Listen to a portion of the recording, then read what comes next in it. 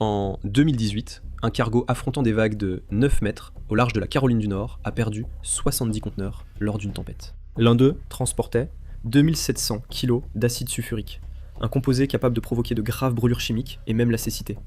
Seuls 4 ont jamais été retrouvés. L'industrie du transport maritime affirme qu'environ 1500 conteneurs sont tombés à la mer en 2025. La NOAA estime que ce chiffre est plus proche de 10 000. Cette différence existe à cause d'une faille que presque personne en dehors de l'industrie ne connaît. Alors pourquoi des briques Lego et des téléphones Garfield continuent-ils de s'échouer sur les plages? Et s'ils se trouvent sur les conteneurs, qu'est-ce qu'ils ne nous disent pas d'autre? En 1997, dans la ville anglaise de Big Bury Bay, des dragons ont commencé à envahir la plage. Le navire, le Tokyo Express, effectuait le long voyage en mer de Rotterdam à New York lorsqu'une tempête a éclaté. Près de 5 millions de pièces de Lego sont tombées dans l'océan et se sont échouées sur les plages de Cornouailles depuis près de 30 ans maintenant. On s'attend à ce que les gens continuent de trouver des dragons et des pieuvres Lego pendant encore des décennies. Ça a l'air amusant, mais il y a un inconvénient. En 2013, une femme à Galveston, au Texas, a trouvé une pieuvre Lego noire sur une plage locale, que des experts pensent provenir de ce déversement d'origine, à des milliers de kilomètres de là. La chercheuse du MBARI, Josie Taylor, a déclaré que, même si les effets d'un seul conteneur peuvent sembler minimes, des milliers de conteneurs perdus chaque année au fond de la mer pourraient finir par devenir une source importante de pollution pour les écosystèmes des grands fonds marins. Il y a eu un incident où des conteneurs transportant environ 2000 moniteurs d'ordinateurs sont tombés dans l'océan et n'ont jamais été retrouvés. Un autre incident a provoqué l'échouage de milliers de chaussures Nike sur des plages du monde entier. Des cigarettes Marlboro sont devenues une véritable infestation sur les plages du Dorset. Des gobelets de nouilles chow mein ont envahi le nord de la Californie. Et même des gants de hockey ont été retrouvés en Alaska. Le Svenborg Maersk a connu l'une des pires, sinon la pire catastrophe de perte de conteneurs de tous les temps, perdant 520 conteneurs en un seul voyage. Mais il y a un danger caché avec ces conteneurs réfrigérés flottants. Ils peuvent agir comme de véritables torpilles naturelles. Un conteneur flottant est assez petit pour ne pas apparaître comme une menace sur le radar, mais suffisamment grand pour éventrer complètement la coque d'un bateau de taille moyenne. S'il y en a assez dans l'eau, tout l'océan devient un champ de mines le long des routes maritimes internationales les plus fréquentées. Mais pourquoi cela arrive-t-il aussi souvent? La réponse évidente, ce sont les tempêtes. Mais ce n'est qu'une partie du problème. La véritable réponse est bien plus compliquée. C'est un mélange d'incitation économique des entreprises et des dures lois de la physique qui régissent le déplacement de gratte-ciel flottants sur l'océan. Plus le navire est grand, plus il y a de risques que des conteneurs tombent à la mer. Les compagnies maritimes exigeront toujours des navires de plus en plus grands, parce qu'ils peuvent transporter plus de conteneurs en un seul voyage. Cela signifie maximiser les profits. Mais à quel point ces navires sont-ils grands? L'un des plus grands porte-conteneurs disponibles porte d'ailleurs un nom approprié. Le navire porte-conteneur ultra large, ou ULCV. Ces navires mesurent généralement plus de 400 mètres de long, soit plus haut que le Chrysler Building à New York si on le mettait debout. C'est un navire de ce type qui a bloqué l'entrée du canal de Suez, paralysant ainsi le commerce mondial. Mais plus un navire est chargé, moins il est agile, surtout lorsqu'il se déplace à grande vitesse. Faire traverser les océans du monde à un navire est une véritable leçon de maîtrise des lois de la physique. Et surtout par temps de tempête, le maintien rigoureux de la répartition du poids est essentiel. Mais ces navires transportent des dizaines de milliers de conteneurs à la fois. Ce sont en quelque sorte des gratte-ciel flottants. Aucun humain ne peut vraiment les contrôler totalement, lorsque la mer commence à devenir agitée. Cela crée un problème de roulis, où l'énorme poids des conteneurs serrés peut glisser sur le pont du navire lorsqu'il est secoué d'un côté à l'autre. Lorsque la cargaison roule violemment et suffisamment loin, il est presque impossible d'empêcher une partie de passer par-dessus bord. Tout comme les routiers longue distance, à cause des exigences de la direction de l'entreprise, les travailleurs sur ces navires sont poussés à la limite absolue. Quand on pousse les gens à bout, les erreurs sont inévitables. Selon NTI.com, un arrimage incorrect ou insuffisant peut réduire considérablement la stabilité d'une pile de conteneurs. Ajoutez à cela le mouvement d'un navire sur l'océan et vous avez un risque élevé que des conteneurs tombent du navire.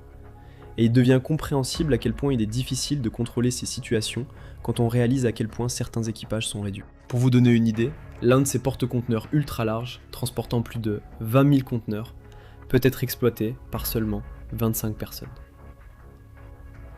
Et l'augmentation de la taille de ces navires a un autre effet secondaire dangereux, le roulis paramétrique. La conception du navire joue en fait contre lui. Lorsqu'une vague soulève la proue, la suivante la fait soudainement retomber, envoyant tout le navire dans un roulis violent. Des milliers de tonnes de conteneurs se mettent à bouger, et une fois que cela commence, il devient presque inévitable de perdre de la cargaison. Et il n'y a pratiquement rien que l'équipage puisse faire pour l'arrêter. Voici une question. Si deux personnes investissent la même somme, pourquoi l'une réussit-elle souvent mieux?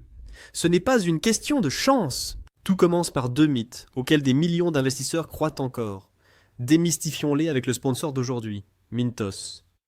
Mythe numéro 1. Les actions sont le seul moyen de faire croître régulièrement votre épargne. Eh bien, les actions sont volatiles. Le S&P 500 américain connaît de fortes baisses chaque année. Et en 2025, il a chuté de près de 19% avant de se redresser. Cela peut être stressant et amener de nombreux investisseurs à faire des erreurs coûteuses sous le coup de l'émotion. Mythe numéro 2. Les actifs à revenus fixes sont compliqués et ne sont pas destinés aux investisseurs ordinaires. En réalité, investir dans le revenu fixe est plus simple que vous ne le pensez. Le marché européen de l'investissement alternatif pour les particuliers a presque doublé en seulement 5 ans. C'est là que Mintos entre en jeu. Mintos est une plateforme facile à utiliser qui vous permet d'investir dans des prêts, des obligations et de l'immobilier en seulement quelques clics. L'objectif est simple. Gagnez un revenu régulier sans dépendre des hauts et des bas du marché boursier et répartissez les risques. Les prêts sur Mintos ont offert un rendement net annuel moyen de 8,8% depuis 2015, ce qui est supérieur à un compte d'épargne. Mintos a été fondé en 2014 et compte plus de 700 000 investisseurs à travers l'Europe, gérant plus de 800 millions d'euros d'actifs pour les investisseurs. Investissez dès 50 € avec une gestion automatisée ou gardez le contrôle total. Pour recevoir un bonus de bienvenue exclusif, scannez le code QR ou cliquez sur le lien dans la description. Voilà, c'est fait. 2 mythes sur l'investissement ont été démystifiés. Investissez dès aujourd'hui avec Mintos. Possède son manuel d'arrimage des conteneurs, ou CSM, qui contient les spécifications exactes concernant les limites de poids et de hauteur de la cargaison. Mais ces règles de sécurité strictes sont souvent considérées comme de simples directives, lorsqu'elles sont mises en balance avec le potentiel de profit. Des réglementations sont également mises en place pour éviter le scénario redouté de l'effondrement des piles, qui est la principale cause des incidents les plus graves de perte de conteneurs. Pour faire simple, plus vous empilez haut, plus il y a de chances que les conteneurs basculent, peu importe à quel point ils sont bien sécurisés. Et bien sûr, il y a toujours la question de la vitesse. Le temps, c'est de l'argent, et c'est aussi vrai dans le transport maritime que dans n'importe quelle autre industrie, voire plus encore. Surtout lorsque certains des conteneurs transportent des marchandises périssables. Et c'est pourquoi les navires sont incités à aller aussi vite que possible, même si c'est l'un des plus grands facteurs qui expose les navires au risque de perte de conteneurs. Plus un travail est terminé rapidement, plus il est possible d'en accomplir d'autres, donc la pression venant d'en haut sera toujours à son maximum. Afin d'éviter la paperasserie, il n'est pas rare que les expéditeurs mentent dans les documents officiels sur le poids réel transporté dans ces conteneurs. Lorsque le MSC Napoli a perdu 100 conteneurs lors d'un seul incident en 2007. La branche d'enquête sur les accidents maritimes du Royaume-Uni a découvert que le poids de 137 des 660 conteneurs sur le pont différait de plus de 3 tonnes par rapport au poids déclaré. Cela signifiait qu'au total, la cargaison du navire était en réalité plus lourde de 312 tonnes que ce qui était indiqué sur les documents. C'était un accident annoncé. Il y a une raison pour laquelle les pertes de conteneurs sont bien pires que ce que rapporte l'industrie maritime. Les entreprises et leurs clients n'ont aucune obligation légale de rendre publique la perte de conteneurs en mer. Ce serait un véritable cauchemar à encadrer par la loi, étant donné que ces navires traversent constamment des juridictions internationales. Il faut aussi comprendre que cela va à l'encontre des intérêts des compagnies maritimes, qui sont en concurrence féroce les unes avec les autres, d'attirer l'attention sur leur perte de conteneurs. Malgré l'impact écologique, pour la plupart des compagnies maritimes internationales, les pertes de conteneurs ne sont guère plus qu'une erreur d'arrondi sur leur bilan. L'industrie du transport maritime ne considère généralement la perte de conteneurs comme un événement catastrophique que si 50 conteneurs, ou plus, disparaissent lors d'un seul incident. Combien de navires perdent entre 30 et 40 conteneurs à chaque voyage, et n'éprouvent tout simplement pas le besoin de signaler ces pertes. Selon les mots de Gavin Spencer, le responsable de l'assurance chez Parcel, l'entreprise spécialisée dans la gestion des risques de la chaîne d'approvisionnement, personne ne communique de chiffres totalement transparents. Ce serait un peu comme si les compagnies aériennes déclaraient combien de bagages elles perdent. Très souvent, les entreprises n'ont pas à subir de véritables pertes financières pour leurs cargaisons perdues, grâce à ce qu'on appelle l'avarie commune. Cette loi maritime stipule que le coût de la cargaison jetée volontairement à la mer depuis deux navires sera partagé entre le capitaine et l'équipage de ce navire, et non les personnes dont ils reçoivent les ordres. C'est le système parfait pour les abus des entreprises. Et l'ampleur réelle de ces abus est presque impossible à mesurer. Il n'existe aucun indicateur universellement reconnu au niveau international permettant de prendre pleinement en compte les conteneurs maritimes perdus et les raisons de ces pertes. Différents pays et compagnies maritimes tiennent tous leur propre version, qu'il est presque impossible d'intégrer dans un grand modèle unificateur qui permettrait de aller au cœur de la corruption. Mais des organismes de surveillance indépendants ont estimé que le nombre de conteneurs perdus en mer en 2025 est presque 3 fois supérieur à la moyenne. et la situation ne fait qu'empirer. Même avant d'aborder les problèmes structurels qui expliquent pourquoi autant de conteneurs passent par-dessus bord, il existe déjà de nombreux autres problèmes. La plupart de ces conteneurs standards sont des coques en acier massif, mesurant soit 20, soit 40 pieds de l'eau. Si l'on prend en compte le poids de la cargaison, si le conteneur n'est pas flottant, il ira directement au fond de l'océan chaque fois qu'il passe par-dessus bord. Au fil des années, ces conteneurs rouillent, libérant de l'oxyde de fer toxique et des métaux lourds dans l'eau environnante. Des conteneurs avec une cargaison flottante ou une isolation en mousse sur les parois intérieures peuvent être encore plus problématiques. En effet, les courants finissent inévitablement par les ramener vers la côte, pendant qu'ils se décomposent, ce qui étend encore plus l'empreinte toxique du déversement. Les conteneurs continuent de se décomposer, même lorsqu'ils sont en mouvement. Et lorsqu'ils se brisent, leur cargaison se répand partout. Ce sont ceux-là qui sont le plus souvent responsables de l'arrivée de marchandises détrempées, sur des plages outrement immaculées et dans des écosystèmes préservés. Puisque cette mousse est un polymère synthétique, cela ajoute en prime une pollution plastique, quel que soit le contenu. On estime qu'il y a actuellement entre 75 et 199 millions de tonnes de plastique dans l'océan.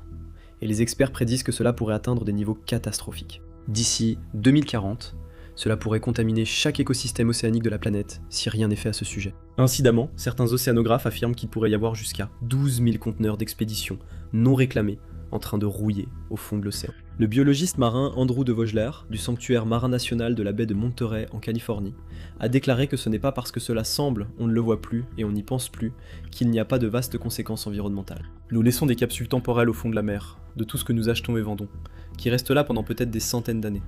Cela rend la situation extrêmement dangereuse. Tous ces conteneurs perdus en mer ressemblent à un signal d'alarme évident pour un problème encore plus grave auquel nous fermons les yeux depuis bien trop longtemps. L'impact dévastateur du transport maritime mondial sur l'environnement et la santé humaine. Il n'y a pas une grande nation sur Terre dont l'économie ne soit pas profondément liée au transport maritime. 90% des marchandises internationales dans le monde arrivent par bateau. Ce chiffre monte à 95% si l'on ne considère que les États-Unis. Les États-Unis possèdent plus de 360 ports, qui reçoivent des millions de tonnes de marchandises chaque année. Mais même cela est éclipsé par plus d'1 milliard de tonnes de gaz à effet de serre que ces navires rejettent. Selon OceanConservancy.org, si les navires du monde formaient une nation, ils seraient le 6e plus grand pollueur de la planète. Le transport maritime à lui seul est responsable de 3% de toutes les émissions de carbone sur Terre. Concentrons-nous sur seulement 2 grands ports américains, Los Angeles et Long Beach, qui représentent 40% de toutes les marchandises qui transitent par les États-Unis, par voie maritime, et ils produisent également 100 tonnes de smog, non pas par an, mais par jour. C'est plus que le maximum absolu d'émissions que 6 millions de voitures peuvent produire dans tout le sud de la Californie sur la même période. Et si vous faites partie des près de 39 millions de personnes qui vivent près des ports aux États-Unis, cela devrait vous terrifier. Peu importe à quel point vous vivez sainement, vous êtes exposé à un air équivalent à fumer un paquet entier de cigarettes. Des cigarettes tous les jours.